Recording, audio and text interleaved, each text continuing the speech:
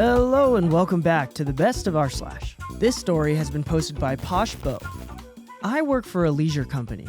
Think soft play, indoor soccer, laser tag, can't be specific. Prior to lockdown, managers and the big bosses were negotiating the renewal of the lease on one of our parks. Things were going mostly smoothly. However, the landlords were difficult to contact. Then, 2020's shit hit the fan. All of our sites were closed and everything was thrown into a mess. Negotiations began to slip down the priority list. Nobody thought the landlord would push an eviction for an expired lease through this period, especially with it still getting rent despite the site closure and the closure of every business and restaurant in the immediate area. We were wrong. A few days ago, we received a letter saying we had 7 days to leave the premises and take everything with us. We are reminded that anything left in the building after 7 days will become the landlord's property. That line is very important. Now, a lot of construction goes into installing our equipment into a new building, which makes emptying one even harder.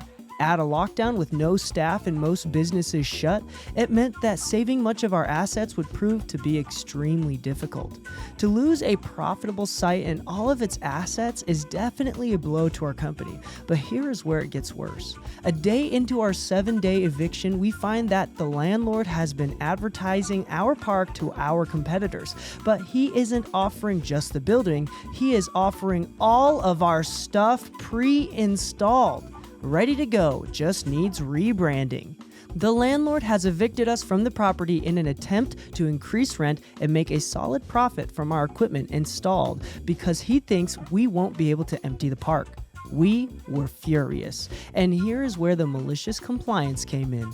We were told we had 7 days to move everything we owned out of the property, so that's what we did. Local businesses from all around offered up free space to store our things. A few people came back out of lockdown and they all spent the rest of the week removing, selling, or destroying everything that was related to us. We didn't even leave light fittings.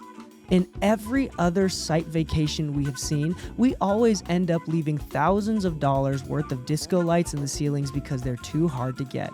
We leave most of the construction in, as well as things like the bars and kitchens that all stay intact, recognizable as what they once were, but not this building. We ripped up the flooring we installed, tore down the walls that were not part of the original structure, wooden walls to divide up the space, ripped apart our manager's offices, and removed all artwork and lockers.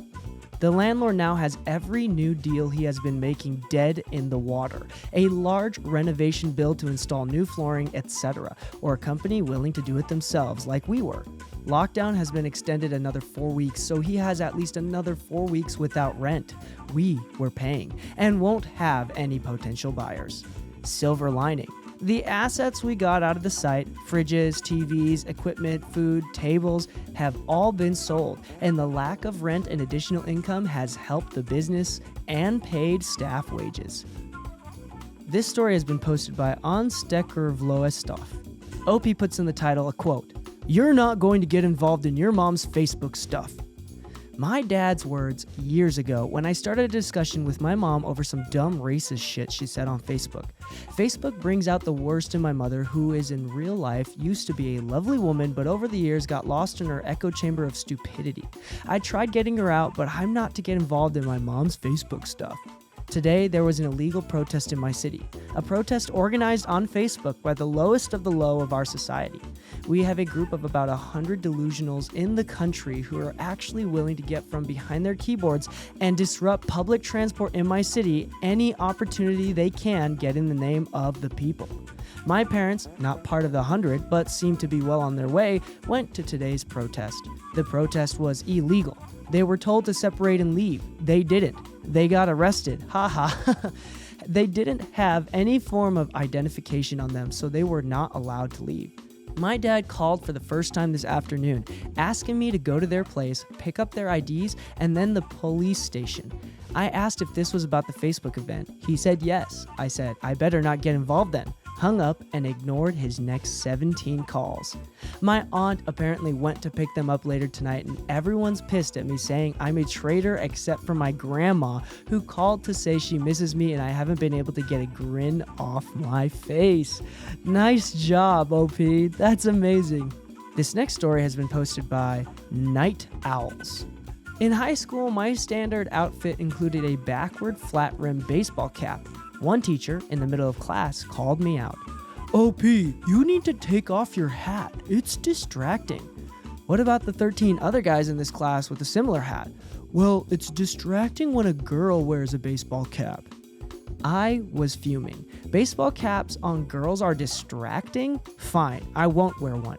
The next class period, I wore a 3-foot-tall red and yellow Joker hat that featured bells, so that if I moved my head at all, 16 bells shook.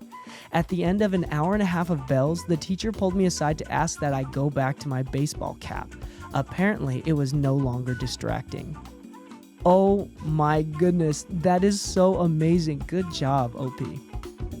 You've been listening to the best of rSlash. Do you like this kind of content? Please let us know by leaving a thumbs up.